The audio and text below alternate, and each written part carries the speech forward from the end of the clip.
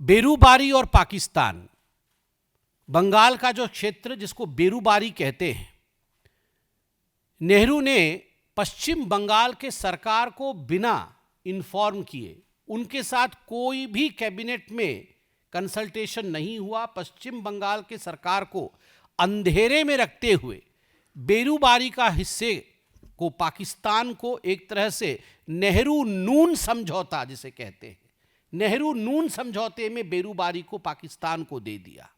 Supreme court ने इसका संज्ञान लिया। सुप्रीम कोर्ट ने कहा यह आप नहीं कर सकते हैं, आप कंसल्ट करिए पहले स्टेट के साथ, और इस प्रकार देश के हिस्से को आप चीन के हाथों सौंप नहीं सकते हैं। मगर despite supreme courts verdict, 9th संशोधन, जो 9वां संशोधन था, अमेंडमेंट था कॉन्स्टिट्यूशन में, उसके मार्ग से नेहरू ने बेरूबारी को पाकिस्तान को देने का काम किया। सोचिए, देश को खंडित करने का काम और एक एक हिस्से को पाकिस्तान और चीन को देने का काम नेहरू ने किया। सवर्ण सिंह और भुट्टो वार्ता कॉम्प्रोमाइज, यह भी आप जानते हैं, 1962 62 और 64 के बीच सवर्ण सिंह और भुट्टो की वार्ता होती है, जिस वार्ता के माध्यम से नेहरू ने पूंछ, उरी और गुरेज जैसी रणनैतिक घाटियां, ये रणनैतिक स्ट्रेटेजिक लोकेशंस हैं, इनका स्ट्रेटेजिक इंपॉर्टेंस है, पूंछ, उरी और गुरेज की घाटियों को पाकिस्तान को सौंपने के लिए वो तैयार हो गए। आप सोचिए, ये थे नेहरू और नेहरू के कॉम्प्रोमाइजेस। ग्वादर पोर्ट 1958 में ओमान के जो सुल्तान थे, उन्होंने ग्वादर पोर्ट को भारत को देने का पेशकश किया। ओमान के सुल्तान ने कहा अगर भारत चाहे तो ग्वादर पोर्ट हम भारत को देना चाहते हैं। नेहरू ने उसे ठुकरा दिया कि हम ग्वादर पोर्ट नहीं लेंगे। आज आप चिंता करिए, ग्वादर पोर्ट कितनी स्ट्रेटेजिक लोकेशन बनी हुई है चीन और पाकिस्तान के लिए। नेहरू जी का वो कॉम्प्रोमाइज था, भुगत भारत आज रहा है। A compromise by Nehru in 1958 causes pain for India even today।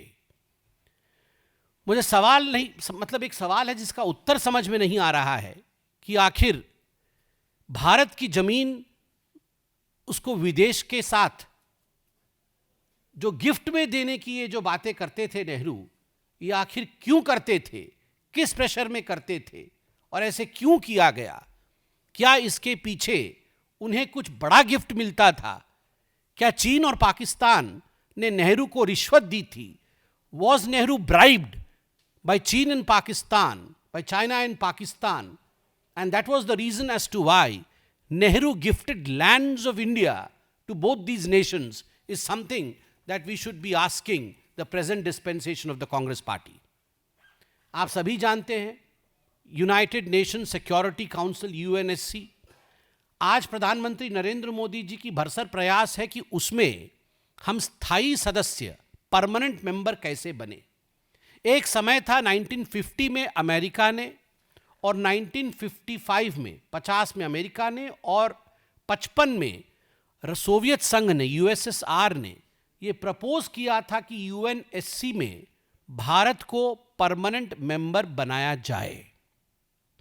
मगर नेहरू जी ने अपनी बहन विजया लक्ष्मी जी को चिट्ठी लिखा और कहा कि इससे चीन नाराज हो जाएगा, and we should decline the offer of becoming a permanent member of the UNSC. Nehru ji ने अमेरिका और रूस के उस प्रस्ताव को ठुकरा दिया कि भारत को यूएनएससी का परमानेंट मेंबर बनना चाहिए, क्योंकि उनका प्यारा मित्र चाइना, जहां ये मां बेटे भी गए थे अभी एमओयू साइन करने, वो नाराज हो जाएगा। That is why I believe Nehru should not be called as Chacha Nehru, but he should be called as Chacha Compromised.